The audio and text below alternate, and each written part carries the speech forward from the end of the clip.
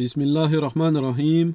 Les conditions du repentir pour les petits péchés et les grands péchés. L'islam détermine deux catégories de péchés, les petits péchés et les grands péchés.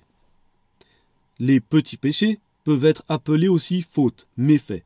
Ce sont des péchés qui n'ont pas une très grande incidence, comme par exemple dire des grossièretés, regarder ce qui est interdit du sexe opposé, le mauvais caractère, etc. Les petits péchés peuvent être effacés en faisant des bonnes actions. Ils n'ont pas nécessairement besoin d'un repentir de la part de celui qui les a commis pour être pardonnés. Mais demander pardon reste quand même meilleur. Et le fait de ne pas commettre les grands péchés est aussi une cause pour que le petit péché soit pardonné. Allah dit dans Sourate les Femmes, verset 31, « Si vous évitez les grands péchés qui vous sont interdits, nous effacerons vos méfaits de votre compte, et nous vous ferons entrer dans un endroit honorable, le paradis. » Les 5 prières quotidiennes aussi effacent les petits péchés à condition qu'aucun grand péché n'ait été commis entre 2 prières. De même, d'un vendredi à un autre, celui qui va à la prière du vendredi et qui va à la prière du vendredi suivant, ces petits péchés faits entre 2 vendredis seront effacés à condition qu'ils ne commettent pas de grands péchés entre ces 2 vendredis. Et pareil d'un ramadan à un autre ramadan. Toujours avec la condition qu'aucun grand péché ne soit commis entre les 2.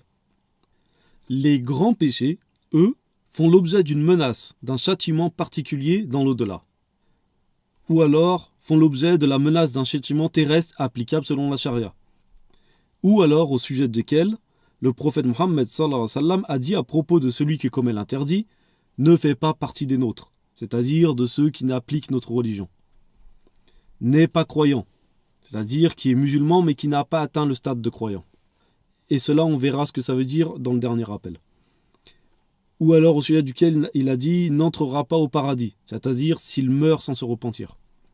Et ces grands péchés, par exemple, le meurtre, le banditisme, la fornication, rompre les liens de parenté, la consommation d'alcool, le vol, etc. parmi les grands péchés. Les grands péchés doivent obligatoirement être suivis d'un repentir sincère pour que celui qui les a commis puisse espérer être pardonné par Allah. Les conditions du repentir sont au nombre de 4. 1. Le regret sincère d'avoir commis le péché en question. 2. La sincérité dans la demande de pardon. 3. Arrêter immédiatement de commettre ce péché.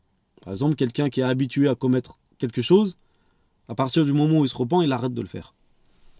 4. Avoir la ferme intention de ne plus jamais commettre ce péché de nouveau, et donc chercher à se réformer.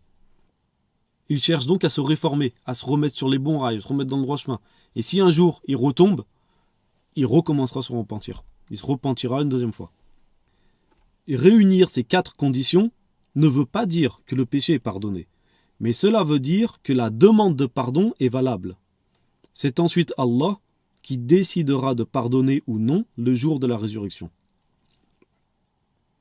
Le musulman passe donc toute sa vie entre l'espoir d'être pardonné et la crainte du châtiment.